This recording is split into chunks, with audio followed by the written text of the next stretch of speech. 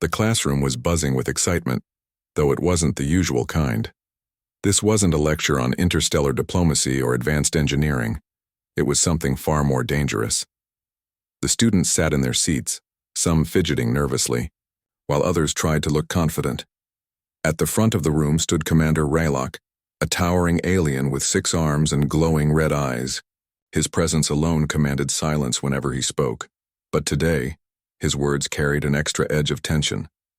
Today, Raylock began, his deep voice resonating through the room. You will face a challenge unlike any you've encountered before. Survival is not guaranteed. A ripple of murmurs spread through the class, though no one dared to speak out loud. Most of the students were aliens from advanced civilizations, accustomed to relying on technology and superior strength. But there was one human among them, a young man named Ethan Carter. He sat quietly at the back of the room, his expression calm despite the unease around him. To many of his classmates, Ethan seemed out of place. Humans weren't known for being warriors. They came from Earth, a planet often dismissed as primitive and chaotic. Ethan didn't mind the whispers or the sideways glances. He had grown up on Earth, a place where danger lurked in every corner. From towering storms to deadly predators, survival was second nature to him. While others relied on gadgets and brute force, Ethan trusted his instincts and resourcefulness. Still, he knew better than to underestimate the task ahead. Whatever Raylock had planned, it wouldn't be easy. Raylock gestured toward a large metal crate at the side of the room. 2 assistants approached it cautiously, their movements deliberate as they unlocked the lid. The students leaned forward in their seats, curiosity outweighing their fear. Slowly, the instructors opened the crate, revealing its contents.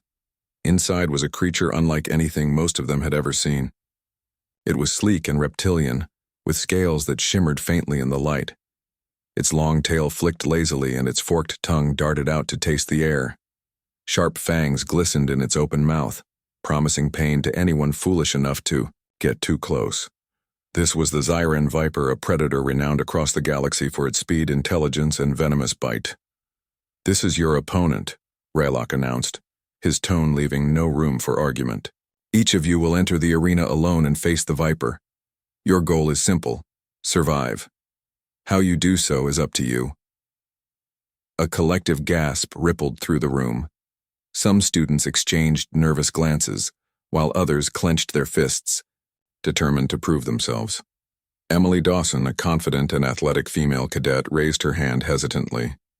Commander, what happens if we fail? Raylock's eyes glowed brighter as he fixed her with a piercing stare. Failure means death, or elimination from this program. There are no second chances. Emily swallowed hard but nodded, lowering her hand. She glanced at Ethan briefly, noticing how still he remained. Most of the other students were visibly shaken, but Ethan looked almost thoughtful. It was as if he were already planning his approach. When the first name was called, the room fell silent. A blue-skinned alien named Kale stepped forward, his confidence masking his nerves. Kale was known for his physical prowess, and he smirked as if the trial would be nothing more than a game. As he disappeared into the arena, the remaining students gathered around a large screen displaying a live feed of the battle. At first, Kale seemed to have the upper hand. He moved quickly, dodging the Viper's initial strikes with ease. But then, just as he thought he'd cornered the creature, the Viper struck back. Its tail whipped out faster than anyone could see, knocking Kale off balance. Before he could recover, the Viper lunged, sinking its fangs deep into his leg. The screen cut to black as instructors rushed in to pull him out of the arena. Murmurs erupted throughout the room. Some students whispered about how they would handle the situation differently, while others grew increasingly anxious. One by one, names were called, and each student faced the Viper with varying degrees of success, or failure. Some managed to evade the predator for a short time, using their natural abilities or advanced tech to stay alive. Others weren't so lucky. By the time half the class had gone, the arena floor was littered with discarded weapons, torn clothing, and signs of struggle. Finally, it was Ethan's turn. When his name was announced, the room went quiet again. Most of the students expected little from him. After all, humans weren't exactly known for their combat prowess compared to other species. Even Emily glanced at him skeptically, though. She said nothing. Ethan walked calmly toward the arena, ignoring the whispers around him. As the doors opened, he took a deep breath and stepped inside. The environment hit him immediately. The air smelled faintly of damp earth, and the ground beneath his boots felt uneven and rough. Tall plants swayed slightly in an artificial breeze, their leaves rustling softly. Somewhere nearby, the Zyran viper lurked, waiting for its next target. Ethan paused for a moment, letting his senses adjust. He knew better than to rush in blindly. Growing up on Earth had taught him patience and observation, skills that many of his classmates lacked. He began moving slowly, keeping his footsteps light and deliberate. Every few steps he stopped to listen, his sharp eyes scanning the area for any sign of movement. The viper was cunning, he reminded himself. It wouldn't attack unless it saw an opening. For now it was probably watching him, studying his every move. That gave Ethan an advantage. If he could anticipate what the viper would do next, he might be able to turn the tables. After several minutes of careful searching, Ethan spotted something unusual. A patch of disturbed dirt near the base of a tree. It was subtle, almost unnoticeable, but enough to catch his attention. Crouching down, he examined it closely. Sure enough, tiny claw marks marred the surface. The viper had been here recently. More importantly, it had left behind traces of its scent, a faint musky odor that Ethan recognized from earlier lessons about predators. A plan started forming in his mind. Rather than chasing after the viper, he decided to let it come to him. Using materials he found scattered around the arena, rocks, vines, and broken branches, he constructed a makeshift trap. He tied a vine tightly between two trees, creating a tripwire just above the ground. Then he positioned rocks nearby, balancing them precariously so they would fall if triggered. Finally, he smeared mud on his hands and clothes to mask his own scent, blending into the surroundings as much as possible. Once everything was set, Ethan retreated to a safe distance and waited. Time passed slowly, each second stretching longer than the last. Just when he started wondering if his plan would work, the viper appeared. It slithered silently through the underbrush, its scales glinting faintly in the dim light. Its movements were fluid and calculated, betraying none of its intentions. But Ethan noticed something important. The viper wasn't focused on him yet. It was investigating the area where he'd left the scent trail. Slowly, deliberately, Ethan moved closer, making sure not to disturb any loose debris. The viper paused, its forked tongue flicking out to taste the air. Then without warning, it darted forward, heading straight for the spot where Ethan had set the trap. The moment it crossed the tripwire, chaos erupted. Rocks tumbled down from above, startling the creature and forcing it to retreat. Enraged, the viper turned its attention toward Ethan, who stood calmly a few feet away. Now came the hard part. The viper charged at him with terrifying speed, its jaws wide open to deliver a fatal bite. Ethan sidestepped just in time, feeling the rush of air as the viper's teeth snapped shut mere inches from his face. He grabbed a fallen branch and swung it hard, striking the viper across its side. The blow didn't injure the creature significantly, but it did slow it down long enough for Ethan to create some distance. Breathing heavily, Ethan backed away, his mind racing. He needed another plan, and fast. The viper recovered quickly, coiling its body and preparing to strike again. This time, Ethan feigned a stumble, pretending to lose his footing on the uneven ground. The viper took the bait, lunging forward with deadly precision. But instead of trying to dodge, Ethan dropped, flat onto the ground, letting the viper sail harmlessly over him.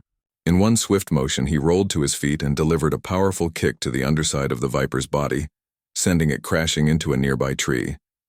The impact stunned the creature, giving Ethan the opening he needed.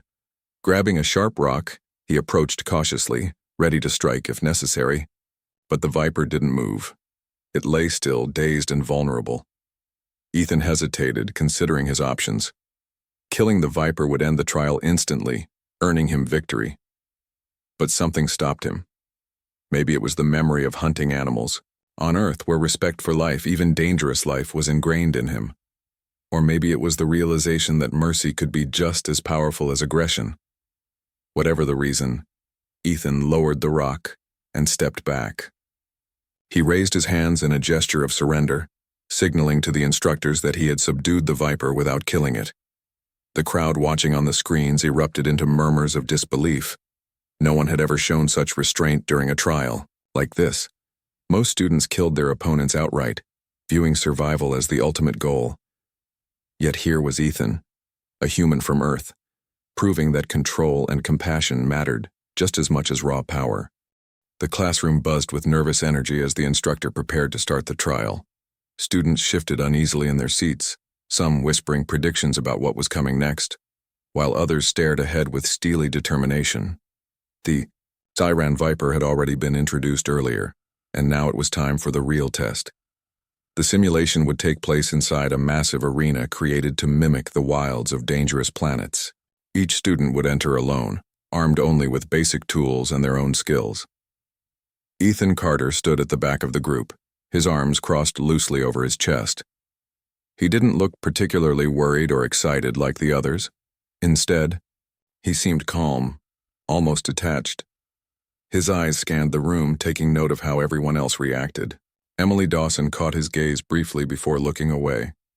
She was pacing near the front, her hands clenched into fists. Unlike Ethan, she couldn't hide her nerves, or maybe it was excitement.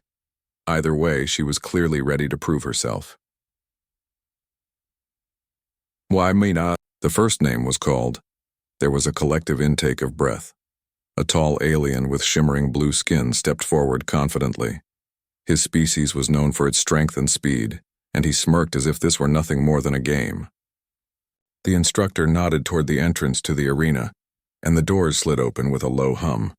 Beyond lay dense artificial foliage and rocky terrain, all designed to challenge even the most skilled warriors. The moment the blue-skinned alien disappeared through the doorway, silence fell over the room. Everyone waited anxiously, watching, the live feed projected onto a large screen above them. At first it seemed like the alien had the upper hand. He moved quickly, dodging the Viper's initial strikes with ease. But then, just as he thought he'd cornered the creature, the Viper struck back. Its tail whipped out faster than anyone could see, knocking the alien off balance. Before he could recover, the Viper lunged, sinking its fangs deep into his leg. The screen cut to black as instructors rushed in to pull him out of the arena. Murmurs rippled through the room. Some students looked shaken, while others tried to act tough, muttering about how they wouldn't make the same mistakes. One by one, more names were called, and each student faced the Viper with varying degrees of success or failure. Some managed to evade the predator for a short time, using their natural abilities or advanced tech to stay alive. Others weren't so lucky. By the time half the class had gone, the arena floor was littered with discarded weapons, torn clothing, and signs of struggle. Finally, it was Ethan's turn. When his name was announced, the room went quiet again. Most of the students expected little from him. After all, humans weren't exactly known for their combat prowess compared to other species. Even Emily glanced at him skeptically, though she said nothing. Ethan walked calmly toward the arena, ignoring the whispers around him. As the doors opened, he took a deep breath and stepped inside. The environment hit him immediately. The air smelled faintly of damp earth, and the ground beneath his boots felt uneven and rough. Tall plants swayed slightly in an artificial breeze, their leaves rustling softly. Somewhere nearby, the Siren Viper lurked, waiting for its next target. Ethan paused for a moment, letting his senses adjust. He knew better than to rush in blindly. Growing up on Earth had taught him patience and observation, skills that many of his classmates lacked. He began moving slowly, keeping his footsteps light and deliberate. Every few steps he stopped to listen, his sharp eyes scanning the area for any sign of movement. The Viper was cunning, he reminded himself. It wouldn't attack unless it saw an opening. For now it was probably watching him, studying his every move. That gave Ethan an advantage. If he could anticipate what the Viper would do next, He might be able to turn the tables. After several minutes of careful searching, Ethan spotted something unusual, a patch of disturbed dirt near the base of a tree. It was subtle, almost unnoticeable, but enough to catch his attention. Crouching down, he examined it closely. Sure enough, tiny claw marks marred the surface. The viper had been here recently. More importantly, it had left behind traces of its scent, a faint, musky odor that Ethan recognized from earlier lessons about predators. A plan started forming in his mind. Rather than chasing after the viper, he decided to let it come to him. Using materials he found scattered around the arena, rocks, vines, and broken branches, he constructed a makeshift trap. He tied a vine tightly between two trees, creating a tripwire just above the ground. Then he positioned rocks nearby, balancing them precariously so they would fall if triggered. Finally, he smeared mud on his hands and clothes to mask his own scent, blending into the surroundings as much as possible. Once everything was set, Ethan retreated to a safe distance and waited. Time passed slowly, each second stretching longer than the last. Just when he started wondering if his plan would work, the viper appeared. It slithered silently through the underbrush, its scales glinting faintly in the dim light. Its movements were fluid and calculated, betraying none of its intentions. But Ethan noticed something important. The viper wasn't focused on him yet. It was investigating the area where he'd left the scent trail. Slowly, deliberately, Ethan moved closer, making sure not to disturb any loose debris. The viper paused, its forked tongue flicking out to taste the air. Then, without warning, it darted forward, heading straight for the spot where Ethan had set the trap. The moment it crossed the tripwire, chaos erupted. Rocks tumbled down from above, startling the creature and forcing it to retreat. Enraged, the viper turned its attention toward Ethan, who stood calmly a few feet away. Now came the hard part. The viper charged at him with terrifying speed, its jaws wide open to deliver a fatal bite. Ethan sidestepped just in time, feeling the rush of air as the viper's teeth snapped shut mere inches from his face. He grabbed a fallen branch and swung it hard, striking the viper across its side. The blow didn't injure the creature significantly, but it did slow it down long enough for Ethan to create some distance. Breathing heavily, Ethan backed away, his mind racing. He needed another plan, and fast. The viper recovered quickly, coiling its body and preparing to strike again. This time Ethan feigned a stumble, pretending to lose his footing on the uneven ground. The viper took the bait, lunging forward with deadly precision. But instead of trying to dodge, Ethan dropped, flat onto the ground, letting the viper sail harmlessly over him. In one swift motion, he rolled to his feet and delivered a powerful kick to the underside of the viper's body, sending it crashing into a nearby tree. The impact stunned the creature, giving Ethan the opening he needed. Grabbing a sharp rock, he approached cautiously, ready to strike if necessary. But the viper didn't move. It lay still, dazed and vulnerable. Ethan hesitated, considering his options. Killing the viper would end the trial instantly, earning him victory. But something stopped him. Maybe it was the memory of hunting animals, on Earth where respect for life, even dangerous life, was ingrained in him. Or maybe it was the realization that mercy could be just as powerful as aggression. Whatever the reason, Ethan lowered the rock and stepped back. He raised his hands in a gesture of surrender, signaling to the instructors that he had subdued the viper without killing it. The crowd watching on the screens erupted into murmurs of disbelief. No one had ever shown such restraint during a trial like this. Most students killed their opponents outright, viewing survival as the ultimate goal. Yet here was Ethan, a human from Earth, proving that control and compassion mattered just as much as raw power. As Ethan exited the arena, the other students stared at him in awe. Emily approached him cautiously, her expression unreadable. You actually did it," she said finally, her voice tinged with both admiration and confusion. Ethan shrugged, brushing dirt off his jacket. "It's not about winning," he replied simply. "It's about knowing when to stop." Though no one said it aloud, Ethan's performance changed the tone of the entire trial. From that point on, the other students began rethinking their strategies, inspired or perhaps intimidated by what they had just witnessed. And Ethan?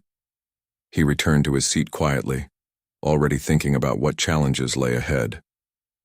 Ethan's victory over the Zyran Viper spread like wildfire through the academy.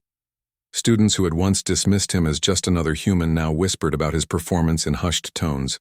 Some were impressed by his cleverness, while others couldn't believe he had spared the Viper instead of finishing it off. The instructors, too, seemed taken aback by his actions. They hadn't expected such restraint from someone from Earth, a planet often dismissed as primitive and chaotic. Despite the buzz surrounding him, Ethan kept to himself. He didn't seek attention or try to explain his choices to anyone. Instead, he focused on preparing for whatever came next.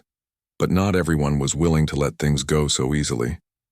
Marcus Hale, a muscular alien with green scales and sharp teeth, made it clear he wasn't happy about Ethan's success. Marcus had always been one of the top students in the class. Known for his brute strength and aggressive tactics, to him, Ethan's win felt like an insult. "You think you're special because you played some mind games with that Viper?" Marcus sneered during lunch later that day. He stood over Ethan, his shadow looming large. "You got lucky, human. That's all." Ethan looked up from his tray of food but didn't rise to the bait. "Luck had nothing to do with it," he said calmly. "I just used what I know." Marcus snorted, clearly unimpressed. "What you know? Please. You're from a death world full of mud and monsters. What could you possibly teach us?" Before Ethan could respond, Emily stepped in. She'd been sitting nearby, quietly observing the exchange. "Maybe you should listen to him," she said, her voice firm. "He outsmarted a predator none of us could handle. Maybe there's something we can learn from that." Marcus glared at her, his tail flicking irritably. "Stay out of this, Dawson. This is between me and the human." Emily crossed her arms, refusing to back down. "No, it's not. We're all here to train and get better. If Ethan has something to offer, then maybe you should stop acting like such a sore loser." The tension between them grew thick, but before Marcus could say anything else, the intercom crackled to life. A voice announced that all students were to report to the main auditorium immediately. Whatever was coming next, it was big enough to interrupt their meal. When the students filed into the auditorium, they found the instructors waiting on stage. At the center stood Commander Raylock, a towering figure with 6 arms and glowing red eyes. His presence alone commanded silence. Once everyone was seated, he began speaking in a deep, rumbling voice. "The trial isn't over," he declared. "In fact, it's only just begun. Your recent performances have shown us your strengths and your weaknesses. Now it's time to take things to the next level." A murmur rippled through the crowd. Next level? What did that mean? Raylock gestured to a massive screen behind him, which lit up with an image of a monstrous creature. It was part reptile, part machine, its sleek metallic body covered in jagged spikes. Its eyes glowed a cold blue and its mouth was filled with razor-sharp teeth. Unlike the Zyran Viper, this thing wasn't natural. It was engineered, designed specifically to hunt and kill. "This is the hybrid beast," Raylock continued. "It combines the instincts of a predator with advanced technology. It learns quickly, adapts faster, and never gives up.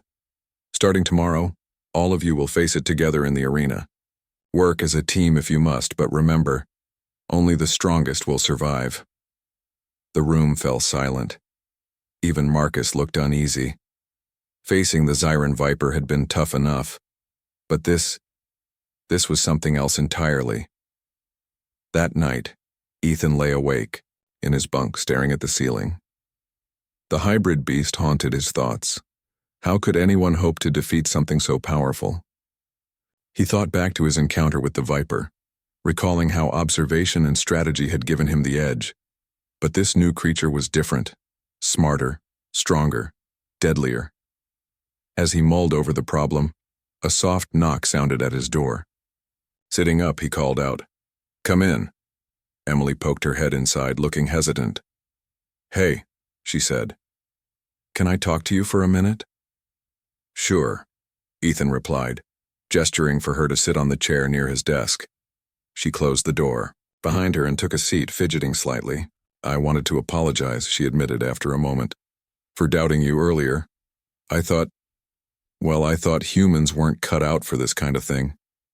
But watching you today, it made me realize I was wrong. Ethan nodded slowly. It's okay. Most people underestimate us.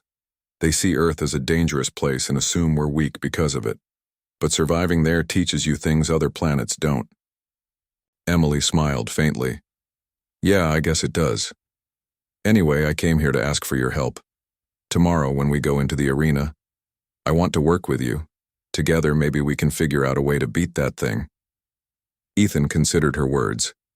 Teaming up with Emily made sense. They both had skills that complemented each other. Still, he hesitated. Trust wasn't something he gave easily, especially in situations like this. But Emily seemed sincere, and he knew they'd need every advantage they could get. All right, he said finally. We'll do it together. But we'll have to be smart about it. That thing isn't going to fall for simple tricks. Relief washed over Emily's face. Thank you, she said earnestly. I won't let you down. The next morning, the students gathered outside the arena, their nerves palpable. The doors opened with a mechanical hiss, revealing the same dense wilderness environment as before. But this time, the atmosphere felt heavier, darker. Somewhere within, the hybrid beast waited.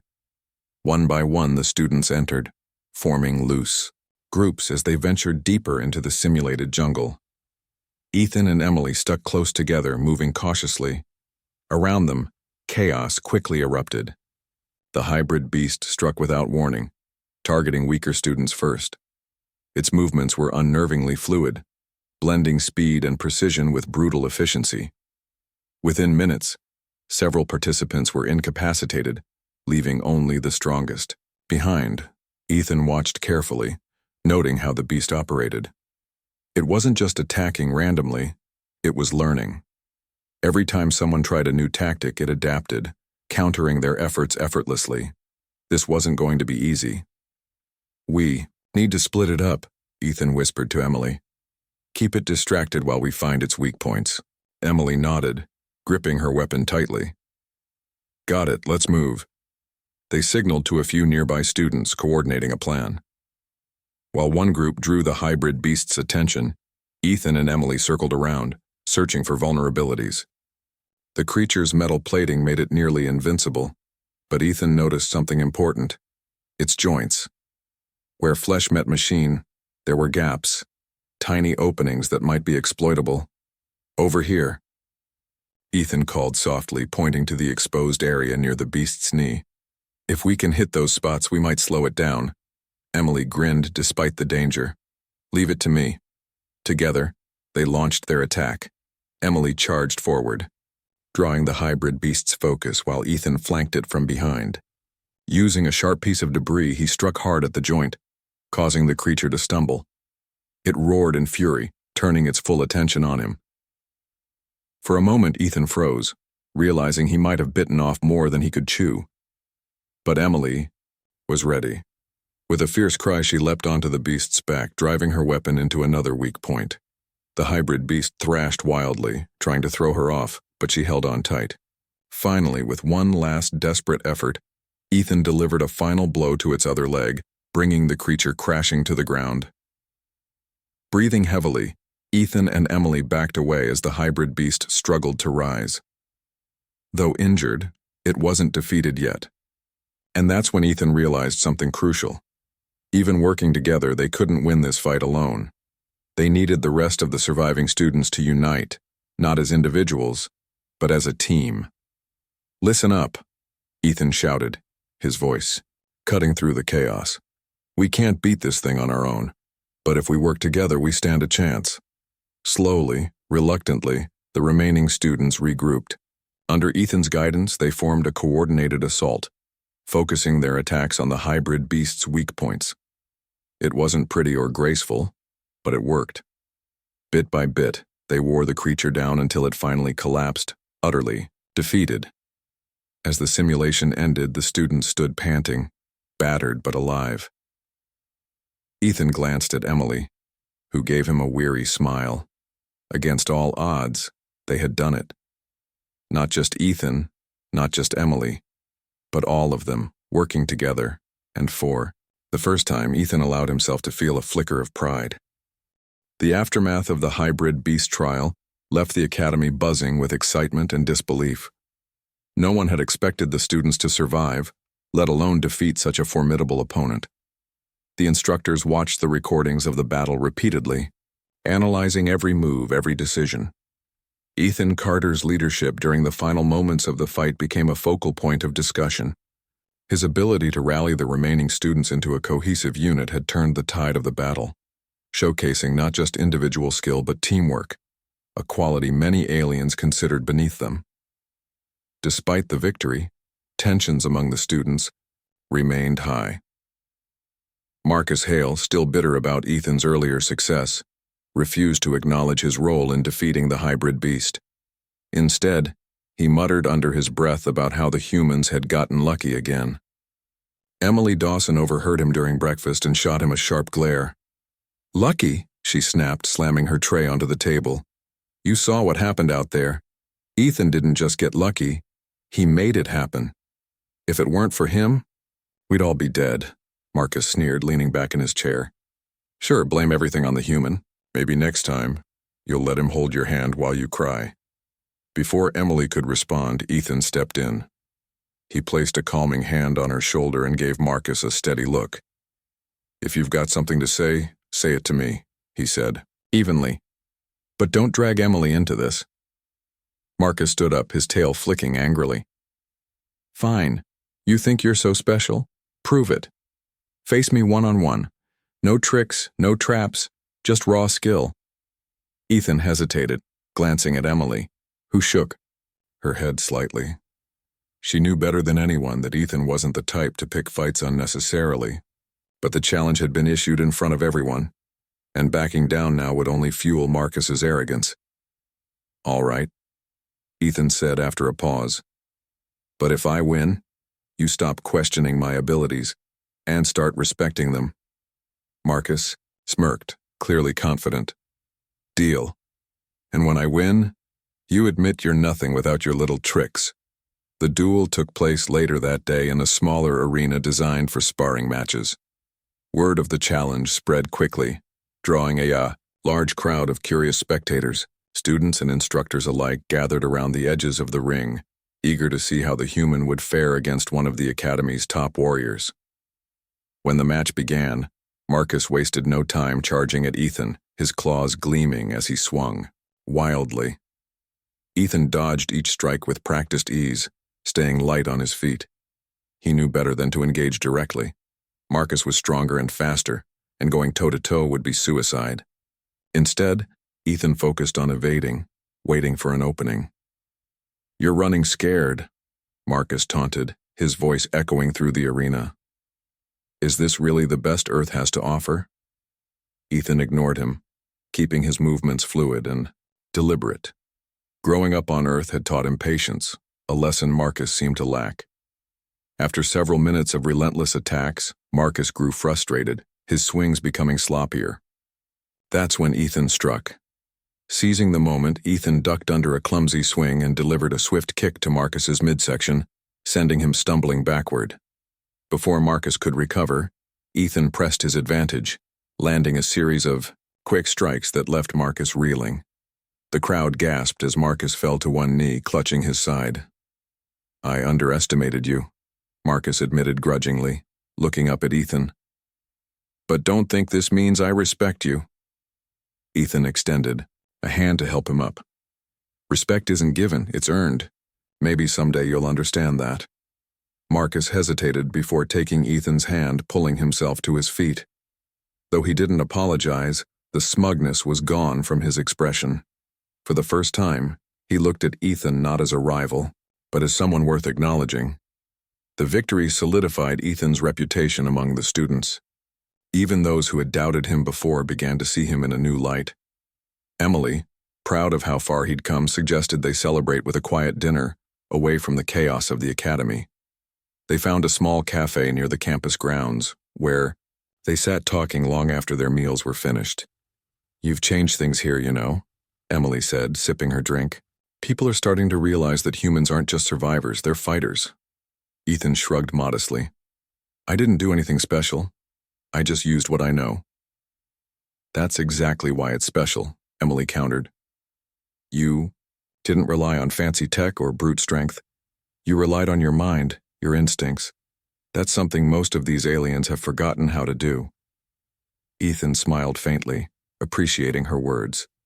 Still, he couldn't shake the feeling that the trials weren't over yet. Something bigger was coming, he could feel it.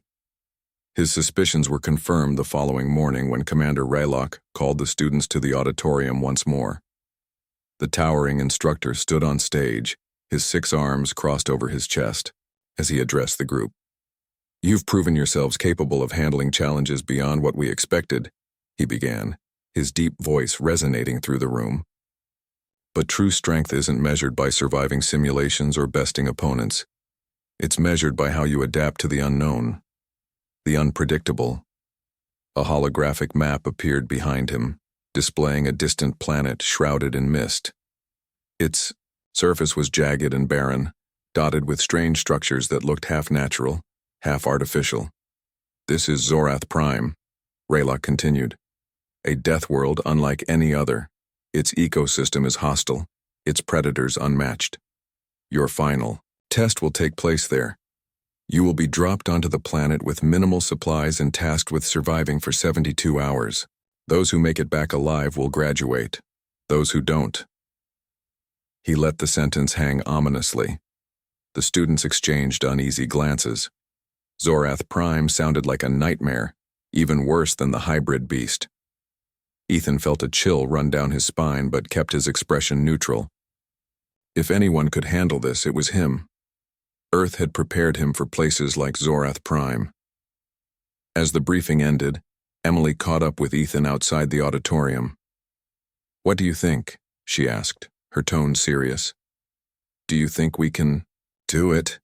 Ethan nodded slowly. We'll have to. There's no other choice. Emily smiled, though her eyes betrayed her fear. Well, if anyone can lead us through this, it's you. Ethan didn't respond right away. He stared at the hologram of Zorath Prime displayed on a nearby screen, his mind racing. This wasn't just another test, it was survival. And if they wanted to make it out alive, they'd need more than skill. They'd need trust, strategy, and maybe a little bit of luck. The journey to Zorath Prime was tense. The transport ship carrying the students descended through thick clouds, revealing a landscape even harsher than described. Jagged cliffs rose sharply from the ground, their surfaces slick with acidic rain.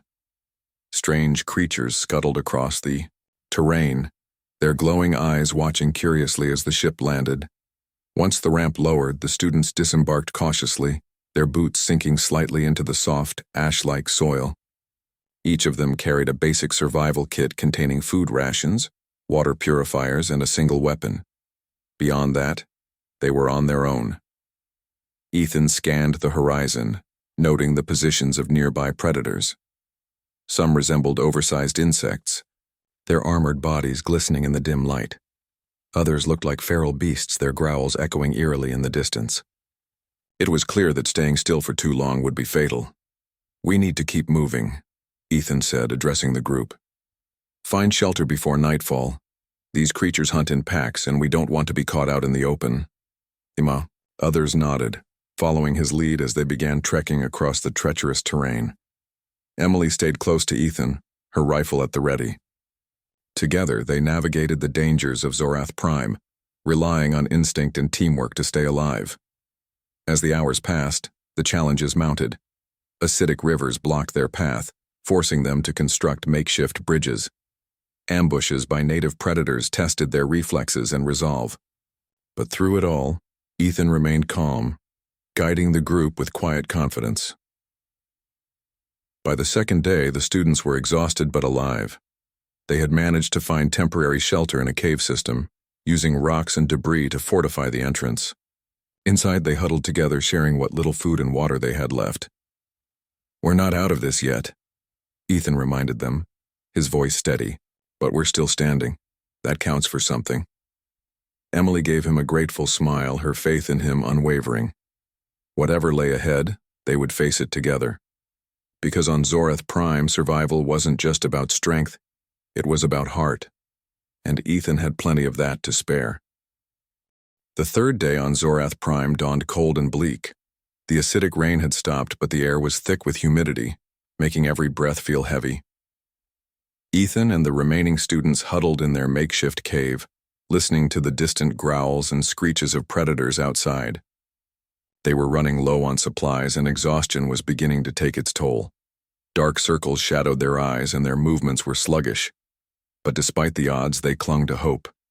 Hope that they would make it through this final trial, alive. Ethan stood near the entrance of the cave, keeping watch. His rifle rested against his shoulder, though he doubted it would do much good against some of the larger creatures lurking out there. Still, having it close gave him a sense of security. Emily approached quietly, handing him a small ration bar. "You need to eat," she said firmly. "You've been pushing yourself too hard." Ethan hesitated before taking the bar. "We all have," he replied, glancing at the others. Some were sleeping fitfully, while others stared blankly into space, lost in thought. None of them looked like they could handle much more. Emily sighed, sitting down beside him. "I know, but if anyone can keep us going, it's you. You've kept us alive this long. Don't stop now." Her words carried weight, though Ethan didn't feel like the leader she believed him to be. He was just doing what came naturally, thinking ahead, staying calm under pressure, and trusting his instincts.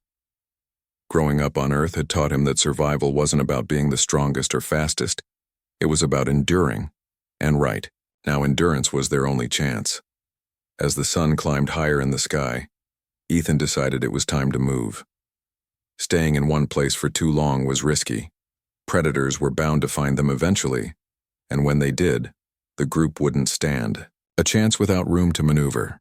"We need to head west," Ethan announced, pointing to a cluster of rocky hills visible in the distance. "Those hills might offer better cover. If we can reach them by nightfall, we'll have a better shot at surviving." The others nodded reluctantly, gathering their meager belongings. Moving was exhausting, but staying put meant certain death. One by one, they filed out of the cave, their footsteps crunching softly against the ash-covered ground. Ethan led the way, scanning the horizon for signs of danger. Behind him, Emily kept a close eye on the rear, ensuring no one lagged behind. The journey was grueling. The terrain grew rougher with each step, forcing them to climb over jagged rocks and wade through shallow pools of murky water. Every sound, the rustle of leaves, the snap of a twig, sent their hearts racing. They knew they weren't alone. It wasn't long before trouble found them. A pack of insect-like creatures emerged from the shadows, their armored bodies glinting in the pale light. They moved quickly, surrounding the group with alarming speed. Their mandibles clicked menacingly as they closed in, clearly intent on attacking. "Stay together," Ethan shouted, raising his rifle. "Don't let them separate us." The students formed a tight circle, weapons drawn. Emily fired first, hitting one of the creatures squarely in its glowing eye. It shrieked in pain, thrashing wildly before collapsing. Encouraged, the others followed suit, picking off the creatures one by one. But there were too many. For every creature they killed, two more seemed to appear. Ethan realized they couldn't win this fight, not directly. Thinking fast, he grabbed a flare from his pack and ignited it, holding it high above his head. The bright light startled the creatures, causing them to retreat momentarily. "Run!" Ethan yelled, tossing the flare toward the largest cluster of insects. "Head for the hills!" The group bolted, sprinting across the uneven ground as fast as their weary legs would carry them. The creatures gave chase briefly but soon lost interest, distracted by the burning flare. By the time they reached the rocky hills, the students were gasping for air, their muscles screaming in protest. Once they were safely hidden among the boulders, Ethan took stock of their situation. 3 students had sustained minor injuries during the attack, and everyone was visibly shaken. Supplies were dwindling and morale was at an all-time low. Still, they had made it this far. That counted for something. "We're not done yet," Ethan said, his voice firm despite his own fatigue. "We've got less than 24 hours left. We can do this." His words sparked a flicker of determination in the others. Even Marcus, who had remained silent throughout most of the ordeal, nodded in agreement. Whatever animosity he'd once felt toward Ethan seemed to have faded, replaced by reluctant respect. As night fell, the temperature plummeted. The wind howled through the hills, carrying with it the scent of danger. Ethan assigned shifts for lookout duty, ensuring someone was always alert. He took the first shift himself, refusing to rest until he was sure the others were safe.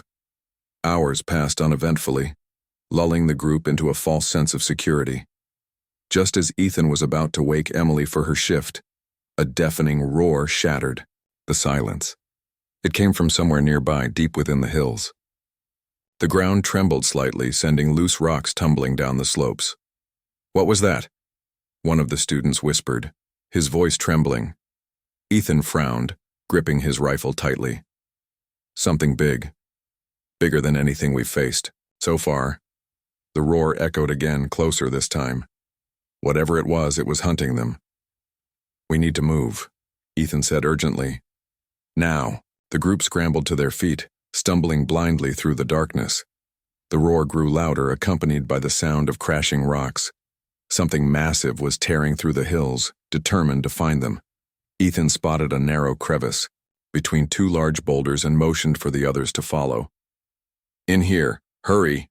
They squeezed into the tight space, pressing themselves against the cold stone walls. Moments later, a colossal creature emerged from the shadows. It resembled a cross between a reptile and a machine, its metallic scales reflecting the faint moonlight. Its eyes glowed red, and its jaws dripped with venom. This was no ordinary predator. It was a guardian of Zorath Prime, designed by nature to eliminate intruders. The creature sniffed the air, its tail swishing dangerously. For a moment, Ethan feared it would discover their hiding spot. But then, as if sensing their insignificance, it turned away, disappearing into the night. No one spoke for several minutes after it was gone. When the silence finally broke, Emily let out a shaky laugh. That was terrifying. Ethan exhaled slowly, realizing he'd been holding his breath. We're still alive. That's what matters. By morning, the group was battered but intact. They emerged from their hiding place cautiously, scanning the area for any lingering threats. To their relief, the coast seemed clear. The rocky hills stretched endlessly before them, but in the distance they could see the outline of the transport ship waiting to retrieve them. "It's almost over," Emily said, her voice filled with cautious optimism. "Almost," Ethan agreed, "but don't let your guard down, not yet." They pressed on, moving steadily toward the ship. Along the way, they encountered smaller challenges, quicksand pits, venomous plants, and aggressive scavengers, but nothing they couldn't handle. Ethan's leadership kept them focused, reminding them that giving up wasn't an option. When they finally reached the landing site, cheers erupted from the group. The transport ship loomed overhead, its ramp lowering to welcome them aboard. Exhausted but triumphant, the students climbed inside, collapsing onto the seats as the engines roared to life. As the ship ascended, leaving Zorath Prime behind, Ethan gazed out the window at the desolate landscape below. He felt a strange mix of pride and relief. They had survived one of the deadliest trials imaginable, and proved that even humans from Earth could hold their own against the universe's greatest challenges. Beside him, Emily placed a hand on his shoulder. "You did it, Ethan. You saved us all." He shook his head, smiling faintly. "Not just me. All of us. Together." And for the first time in days, Ethan allowed himself to relax. The hardest part was over. Now it was time to see what came next. The transport ship carrying Ethan and the other survivors touched down on the academy grounds just as the sun was setting. The students disembarked slowly, their bodies aching and their clothes torn and dirty. Despite their exhaustion, there was an undeniable sense of triumph in the air. They had faced Zorath Prime, a planet designed to break even the strongest warriors, and they had survived. Ethan stepped off the ramp last, his eyes scanning the crowd gathered to greet them. Instructors stood alongside medical staff, ready to tend to injuries and debrief the students. But what caught Ethan's attention was the way people looked at him. Some stared in awe, others with respect, and a few even with envy. He wasn't used to being the center of attention, but it seemed he had earned it this time. Emily Dawson walked beside him, her arm brushing against his lightly. "You're going to have to get used to this," she said with a small smile. "People are going to talk about what you did for a long time." Ethan shrugged, uncomfortable with the idea. "I didn't do anything special, I just tried to keep everyone alive." "That's exactly why it's special," Emily replied firmly. "Most leaders would have focused on themselves. You put the group first. That's rare around here." Before Ethan could respond, Commander Rowlock approached them, his towering frame casting a shadow over the group. His red eyes gleamed as he regarded the survivors, his expression unreadable. Finally he spoke, his deep voice cutting through the murmurs of the crowd. "You have all endured more than we expected," he began. "Zorath Prime tested your limits, not just physically but mentally and emotionally. Those who returned have proven themselves worthy of graduating from this academy." A cheer erupted from the students, though it was short-lived. Raylock raised a hand, silencing them instantly. "However," he continued, "one individual stands out among you. Ethan Carter demonstrated qualities that transcend mere survival. Leadership, ingenuity, and compassion, traits often overlooked in our training, yet essential for true strength." Ethan felt his cheeks flush as dozens of eyes turned toward him. He wasn't sure how to react. Praise wasn't something he sought, and he certainly didn't feel like a hero. All he'd done was try to stay calm and think clearly when things got tough. Raylock stepped closer, fixing Ethan with an intense gaze. "Your actions remind us that survival is not just about defeating enemies or enduring hardships. It's about protecting those who depend on you.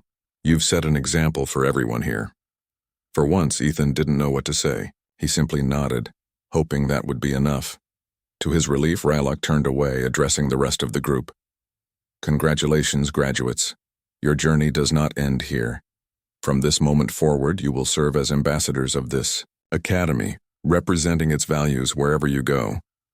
Later that evening, after medical checks and showers, the students gathered in the dining hall for a celebratory meal. The atmosphere was lively, filled with laughter and stories of their experiences on Zorath Prime. Marcus Hale sat at a nearby table, his usual arrogance replaced by quiet reflection. When he noticed Ethan looking in his direction, he gave a slight nod, a silent acknowledgement of respect. Emily nudged Ethan playfully. "See? Even Marcus has come around. You've changed things here, whether you realize it or not." Ethan smiled faintly but didn't comment. Instead, he listened as others shared their thoughts about the trial.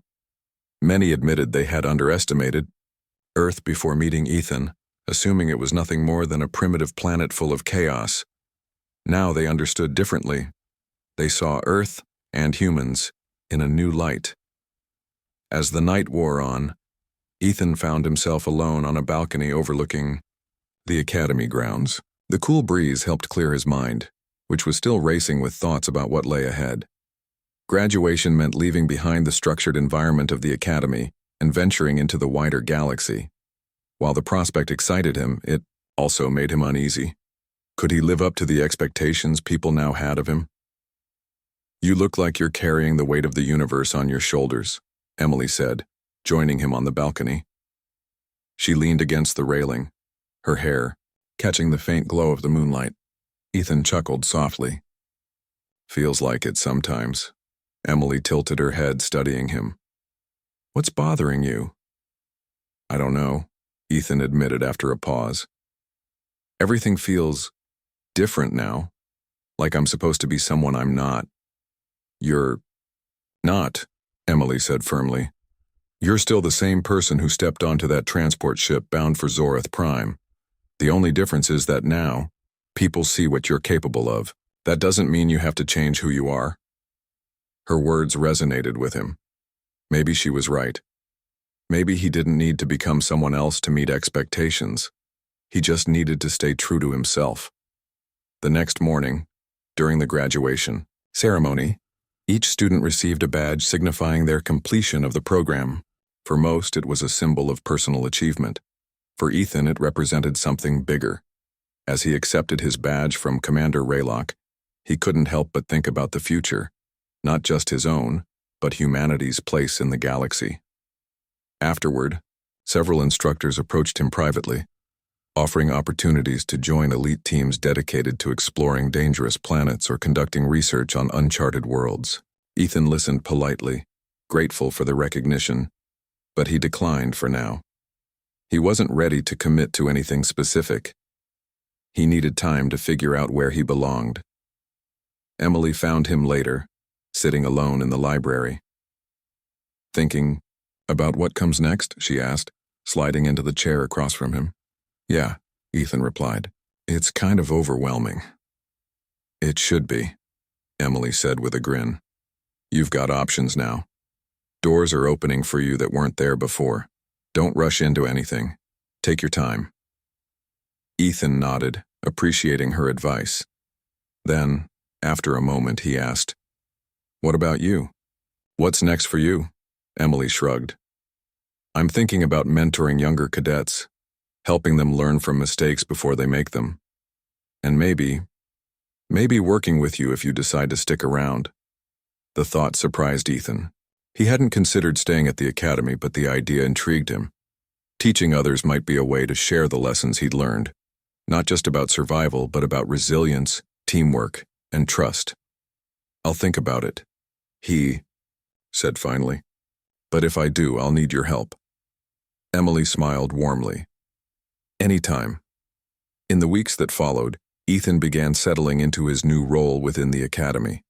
Though he hadn't officially signed on as a mentor yet, he spent time observing classes and sharing insights with younger students. Many looked up to him, inspired by his story. He reminded them that strength came in many forms, not just physical power, but mental fortitude and emotional intelligence. Word of his success spread beyond the academy, reaching other corners of the galaxy. Humans, once dismissed as weak and insignificant, gained newfound respect. Other academies started revising their curriculums, incorporating elements of strategy and adaptability inspired by Ethan's approach. Slowly but surely, perceptions were shifting. One evening, as Ethan stood on the same balcony where he'd reflected after graduation, he realized something important. He hadn't set out to change the galaxy or prove anything to anyone. He'd simply done what came naturally, what Earth had taught him. And in doing so, he'd shown others that even the smallest spark could ignite change. As the stars twinkled above him, Ethan allowed himself a rare moment of pride. The journey ahead wouldn't be easy, but he was ready for it. Because no matter where life took him, he knew one thing for certain: he would always carry a piece of Earth with him, and that, more than anything, was what made him strong.